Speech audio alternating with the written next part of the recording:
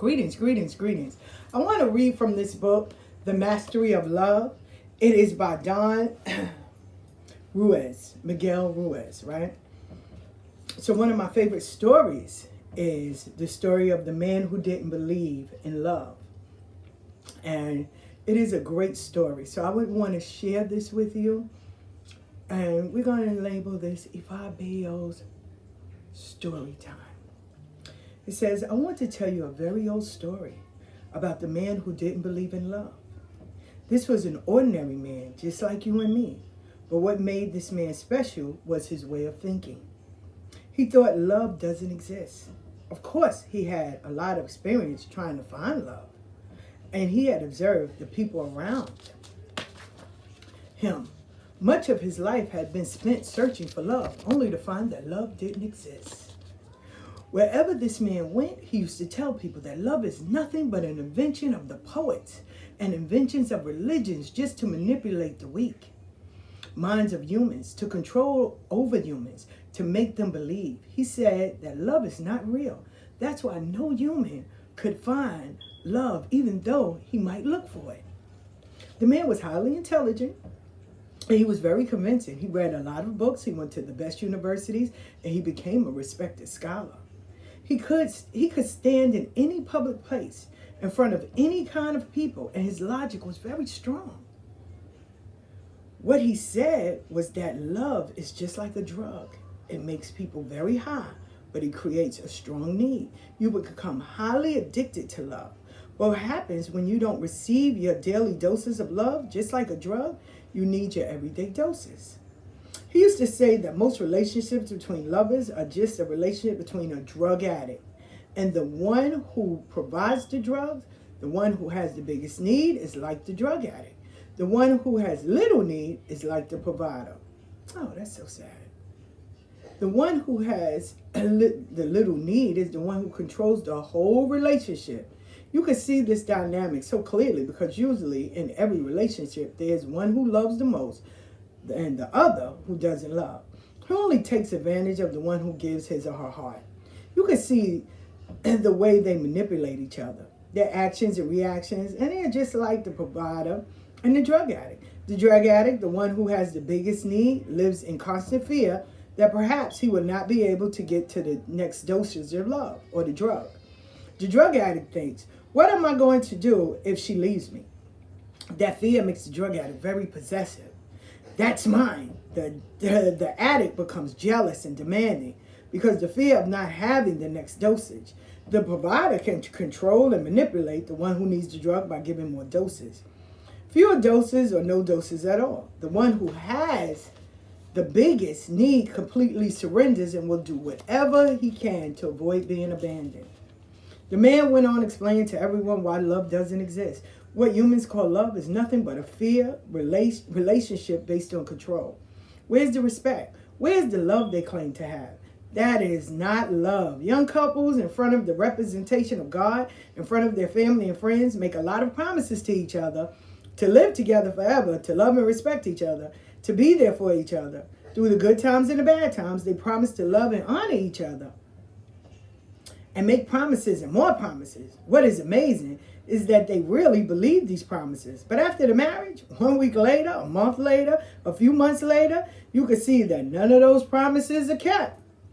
What you find is a war of control to see who will manipulate whom, who will be the provider and who will be the addiction. You find that a few months later, the respect they swear they have for each other is gone.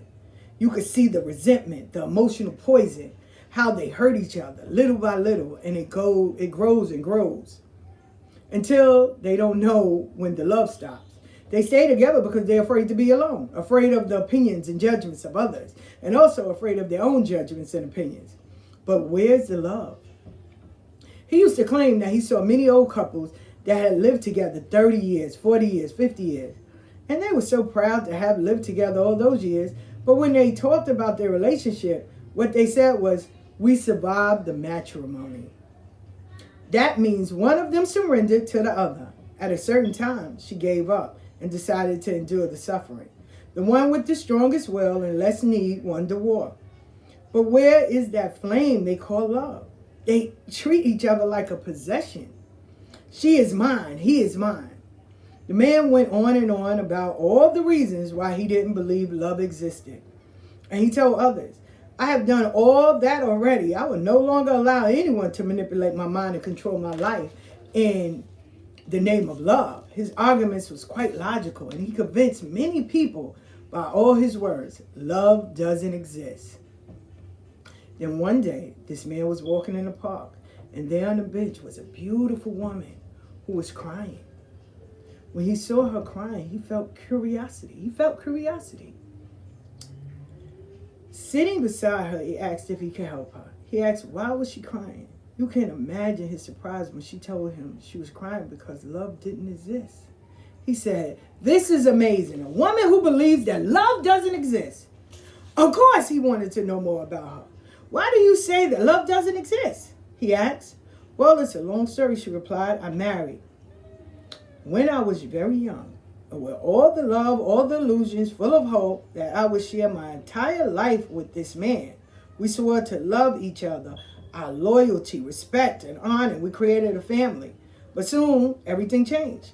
I was a devoted wife who took care of the children in the home. My husband continued to develop his career and success, and image outside of the home was more important to him than our family. He lost respect for me, and I lost respect for him. We hurt each other, and at a certain point, I discovered that I didn't love him, and he didn't love me either. But the children needed a father, and that was my excuse to stay and do whatever I could to support him. Now the children are grown, and they have left. I no longer have the excuse to stay with him. There's no respect. There's no kindness.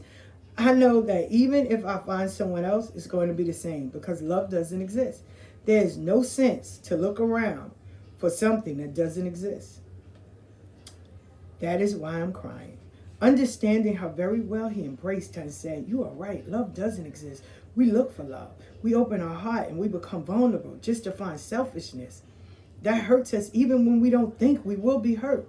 It doesn't matter how many relationships we have. The same thing happens again and again. Why even search for love any longer? Excuse me. They were so much alike and they became the best friends ever. It was a wonderful relationship. They respected each other and they never put each other down. With every step, they looked together. They took together. They were happy. There was no envy or jealousy. There was no control. There was no possessiveness. The relationship kept growing and growing. They loved to be together because they were together. They had a lot of fun. When they were not together, they missed each other. One day, when the man was out of town, he had the weirdest idea. He was thinking, maybe what I feel for her is love. But this is so different from whatever I have ever felt before. It's not what the poets say it is. It's not what religion says it is. Because I'm not responsible for her. I don't take anything from her. I don't have the need for her to take care of me. I don't need to blame her for my difficulties or to take my dramas to her. We have the best time together. We enjoy each other. I respect the way she thinks, the way she feels. She doesn't embarrass me. She doesn't bother me at all. And I don't feel jealous when she's with other people. I don't feel envy when she is successful. Perhaps love does exist, but it's not what everyone thinks love is. He could hardly wait to get back home and talk to her, to let her know about the weirdest idea. As soon as he started talking, she said, I know exactly what you're talking about. I had the same idea long ago, but I didn't want to share it with you because I know you don't believe in love. Perhaps love does exist, but it isn't what we thought it was. They decided to become lovers and to live together. And it was amazing. The things that didn't change, they still had respect for each other. They were still supportive of each other. And the love grew more and more. Even the simplest things made their hearts sing with love because they were happy. The man's heart was so full with all the love he felt that one night, a great miracle happened. He was looking at the stars and he found the most beautiful one. And his love was so big that the star started coming down from the sky. And soon the star was in his hands. Then a second miracle happened. His soul merged with the star. He was intensely happy. And he could hardly wait to go to the woman and put the star in her hands to provide his love to her. As soon as he put the star in her hands, she felt a moment of doubt. This love was overwhelming, and in that moment, the star fell from her hands and broke in a million little pieces. Now there is an old man walking around the world swearing that love doesn't exist. And there's a beautiful old woman at home waiting for a man, shedding a tear for a paradise that once she had in her hands. But for one moment of doubt, she let it go. This is the story of the man who didn't believe in love, who made the mistake. Do you want to guess what went wrong? The mistake was on the man's part in thinking he could give the woman his happiness. The star was his happiness, and his mistake was to put his happiness in her hands. Happiness never comes from outside of us. He was happy because the love coming out of him. She was happy because the love coming out of her. But as soon as he made her responsible for his happiness, she broke the star because she could not be responsible for his happiness. No matter how much the woman loved him, she could never make him happy because she could never know what he had in his mind. She could never know what his expectations were because she could not know his dreams. If you take your happiness and put it in someone's hand, sooner or later, she is going to break it. If you give your happiness to someone, she can always take it away. Then if happiness can only come from inside of you and is the result of your love, you are responsible for your happiness.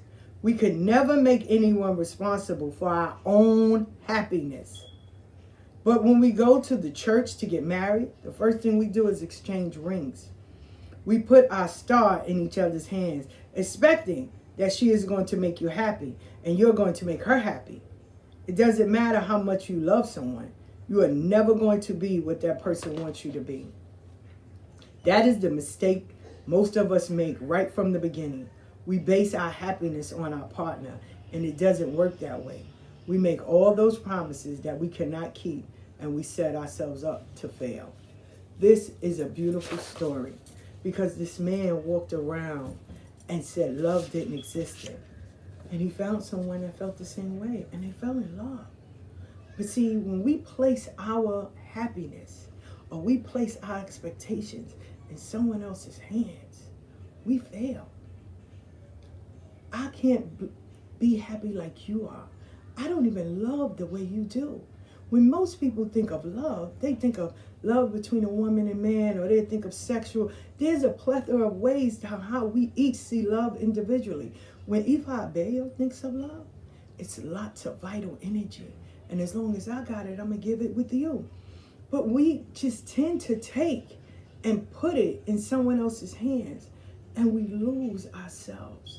And we hold that person responsible for a love that they can't even fathom. And we want people to feel pain like us, to feel happiness like us. I'm an individual. I'm divinely created. We are not the same. Accept my uniqueness and my love the same way I will accept yours. But don't mold me into you. Then go fall in love with a mirror. That's my answer to that. But that is one of my greatest stories. And I thought I'd share it with you. And it's called The Mastery of Love. It is the practical guide to the art of relationship. And it is a great book. And I believe that people should read this book. And how I learned about the book, I went to go see The Three Kings a few years ago with David Banner, Dr. Anderson, and Dr. Umar. And when I saw David Banner spoke of this, and I was like, for real? And when I saw the story, he had spoke of another story that's in here. And it's a few stories that's in here that'll make you realize, the practical guide in the art of relationships. And I think couples or people that are wanting to date or before you get married, if you're planning on getting married, this is the book that you need. And of course, it's going to be backwards, but this is the book that you need to read, you and your partner, because at least you'll know that you're both coming in differently. And then the other book is called The Way of the Superior Man by David Dide. right? This is a great book, and it is a spiritual guide to mastering the challenges of women, work, and sexual desires. Listen, sisters, you got a man, you need him to kind of understand a little bit about himself, and you need to get this book. But I will say this. You might want to read it as well. It says, chapter 1, which I love this. Stop hoping for a completion of anything in life. Most men make the error of thinking that one day it will be all done. They think, if I can work enough, then one day I can rest. Or one day my woman will understand something and then she will stop complaining. Or I'm only doing this now so that one day I can do what I really want with my life. The masculine error is to think that eventually things will be different in some fundamental way. They won't. It never ends. As long as life continues, the creative challenge is to tussle, play, make love with the present moment while giving your unique gift. This book is amazing. It is. Tony Robbins, Colin Barks, Marion Wilson, they all gave thumbs up to this book. This book is translated into more than 20 languages. It says, when a man's value is no longer measured by what he does, by his finances or social standings, how does he determine his worth? In our new world, a man's present, his depth of awareness, is his most valuable asset. Sisters, we need our men back. But we need our men also to have book clubs. And this right here and this book, they should read. They should. And then Ilana Vincent, The Spirit of a Man, is a great book. God bless the dad. I would read that to my husband before he passed. These are good books to pass on. Even if you want to do a couples thing and read it together, or you want to get your man and his friends and have a book club for them. You know, sisters, we always have to set it up. That's fact. But the brothers will, attend and do. But even if he don't want to read it with his friends, you and him read it. Read it to him at night. Read it to him while he's relaxing. Turn the TV off and read it. Read it to him. Read both of them. Just have a reading, a whole reading thing. Read it. And for the brothers that are in prison, send it to them. They ain't doing nothing else. They got time. You can read it to them. Or they can read it. But these are excellent books to have. And they need them. They need these books. These are starting points. They're not the answer or the that will solve. They're not the solution. But they do open up for discussions. These are excellent books for them to read. And they are great books. So, buy two. Buy one for you and one for him. Or you read it, he reads it, and then you read it. But it's excellent books to read. So, we got to start educating as well. So this is why I started to doing this YouTube, because these books are amazing. But remember, The Mastery of Love and The Way of the Superior Man. Great books. This is Ifa Abeyo signing out saying, cheap is too expensive and free costs too much.